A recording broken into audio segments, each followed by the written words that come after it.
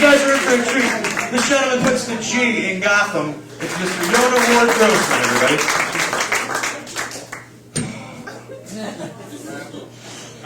So the Chinese laundry refuses to return my Free Tibet t-shirt.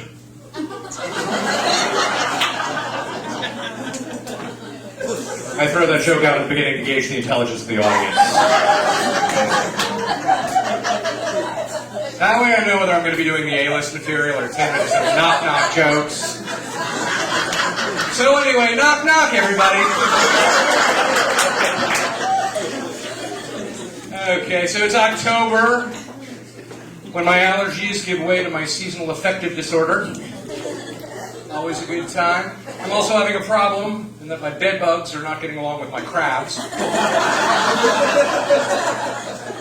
In fact, I started a fight club in my Tempur-Pedic mattress. Although, as everybody knows, the first rule of Bed Bug Fight Club is you do not talk about Bed Bug Fight Club. So, I do want to talk. This is just skip the set for a second. This is a commercial for Tempur-Pedic mattresses. Because I bought one like a month ago, and I swear to God, everything they say is true. It cured months, I should say years, of crippling back pain that I had. And I had this bed for literally days, and the back pain went away. And not only that, but I can have totally wild and crazy sex. And I don't have to worry about my wine glass spilling. I just got myself a dog about 2 months ago. I got myself a pit bull. Yes, for those of you who speak Latin, canis satanis. You're pretty smart. I'll give you that.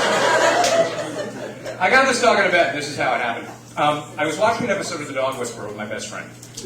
And I did what I usually do when I'm watching porn flicks, which is, I point at the screen and I go, I can do that.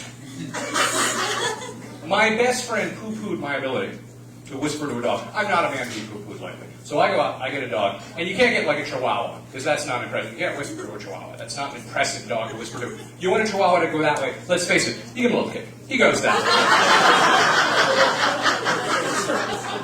You want a chihuahua to come back?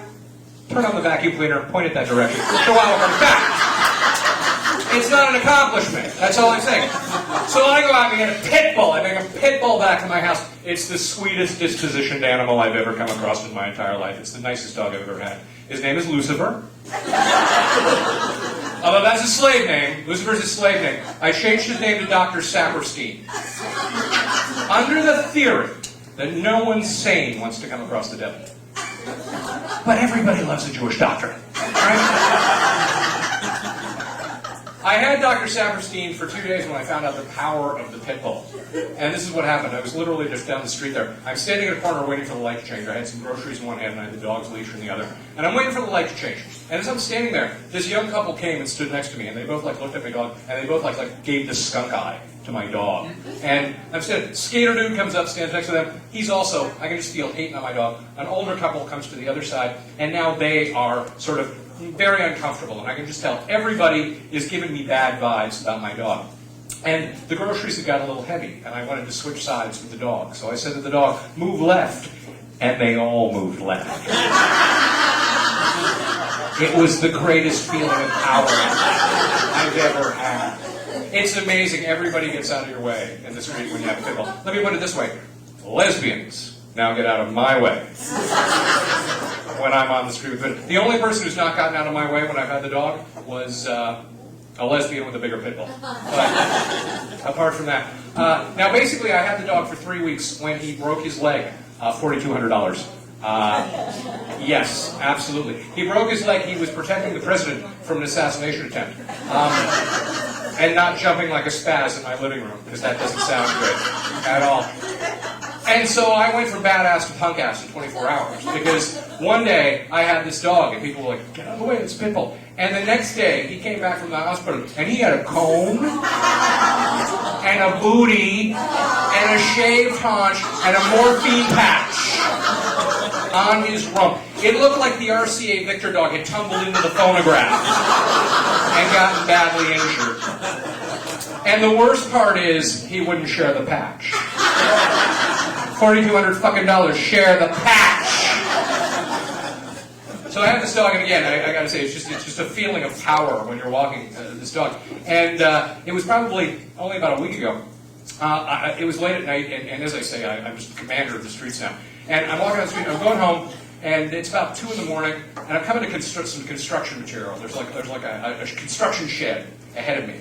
And there are hooligans sitting in the shed on both sides. So normally I'd go like the other way, but not anymore, because I got a pit bull, so tough shit. So I go straight for the hooligans. And I get about as far away from the hooligans as I am from this table of hooligans, right here. And I get about this far away, and I realize I don't have the dog.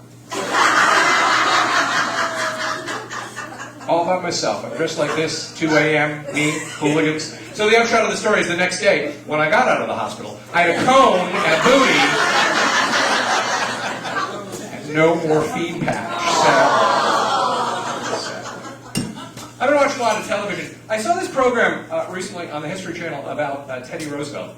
And this is true. Teddy Roosevelt was once giving a political speech when an assassin shot him in the chest, and Teddy Roosevelt finished the speech and then went to the hospital afterwards, which makes JFK look like a real pussy. And I just want to ask this too. When did the History Channel turn into the bullshit and superstition channel? Did I miss a meeting somewhere? Because that used to be like a good channel. And now like aliens have built everything. And the shows, I just saw the show today, Life After People. And then I saw another show called The Coming Mayan Apocalypse. Those shows shouldn't be on the History Channel because that's the future!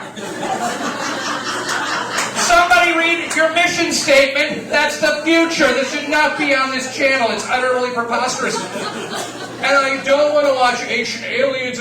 I'm watching a show. It's about the pyramids. And they said, and I kid you not, maybe the Jews built the pyramids. And maybe the aliens built the pyramids. And I'm thinking to myself, maybe the Jewish aliens built the pyramids. I know 2 things. The aliens didn't build them because they don't exist, and neither does the Jew's ability to build anything unless he's the developer. No, you laugh, but think about it. Think of the only building you think of when you think of Jews. The Wailing Wall. 1 wall, singular. The most important building in Judaism. It's missing 3 walls. And this is supposed to be the house for God that we built, right? No wonder he never shows up in that neighborhood. I wouldn't come there either. You know who knows how to build a good house of God? Roman Catholics. Absolutely. Go to Rome. Take a look at it there. That's a house of God. When God comes to Jerusalem, he's Humpty Dumpty on the Jews' wall. When he goes to the Vatican, it's like MTV Cribs without the Scarface poster.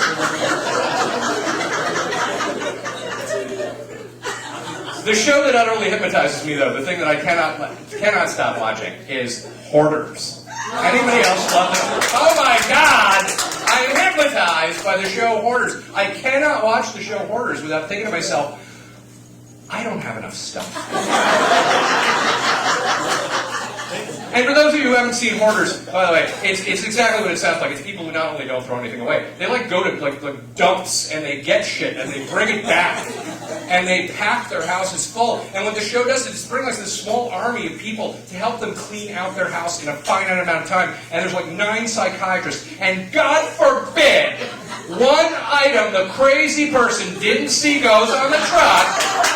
And everything has to stop. Everybody has to put down what they're doing. The psychiatrists have to try to talk a lunatic down. It is absolutely insane. I don't understand why you just can't take the stuff away and throw it in the garbage. I don't get it. What are these people going to do if you just take the stuff away? Are they going to like roll on the ground and foam at the mouth and start living like animals? Oh wait, that's how they live now. What's the point? Just take the stuff away. I am pitching a show next season, and it's called Hoarders Meet Pyros. Alright? Here's a show. The tagline's going to be, she has a house full of shit. He likes to watch shit burn. They are the solution to the other one's problem. Then at the end, sexy firemen come in and try to save adjoining buildings. Because that's always good for ratings. And people say to me, people are like, no, that won't work because they'll just go out and get more stuff. I'll go out and get more matches. I can win this war, basically. I have this great idea for another show. It's a crossover, too, between Animal Planet and the Game Show Network. I call it Big Cat, Little Dog. All right? Every week, we get an enormously overfed, disgustingly spoiled pussycat and a tiny little yapping teacup dog. And we fight them. And at the end of each episode, the winner and their owner are put to sleep. I've also been watching a lot of judge shows. If TV's taught me anything, it's that you can't have enough judge shows. And the only station that is not cashing in on this, as far as I can tell, is Al Jazeera. So I'm pitching next season a Judge Judy Al Jazeera version, right? It's going to be called The People's Sharia. 3 really smart people in the audience, thank you. Judy's going to be covered entirely. Just her eyes. That's all you're going to see. Just her eyes. And the tagline will be, Judge Judy rocks! Or stones her decapitates, depending on the sentence. I want to close because I just found the last pair of sandals that I bought earlier today, and I tossed them in the garbage. This last summer was the summer of sandals for Yonah. I hate sandals. I think like it's stupid on men, but this last summer I was like, if you can't beat them, join them. So, I got myself some sandals. Second time I ever wore sandals. The second time, I'm standing in a urinal, I'm peeing, and I suddenly realize that I'm getting some side spray on my right foot. Getting misting on the right foot. Yay, sandals. What a great idea these are for men. I'm germophobic. I think this is the worst thing that's ever happened to me. So basically, I'm absolutely appalled until I look down and realize that it's not me peeing on my foot. The guy next to me is peeing on my foot while texting. What's the etiquette? I don't know. I don't wear the sandals. I thought maybe it was like a thumb war, so I hit him with my dick. Touché. End of the summer of sandals. I'm in Times Square. This homeless man comes up to me. He has a sign that says, "Why lie? I need money for a drink." You have to appreciate the honesty behind that. So I gave him a couple bucks, but I said, "Buddy, if I find you spending my money on food or medicine, I'll fuck you up." As I did that, I stepped off the curb in my sandals into a puddle. What I can only describe to you people as Times Square brew, basically. It's green. It hadn't rained in like a week and a half. My foot is submerged in this slop.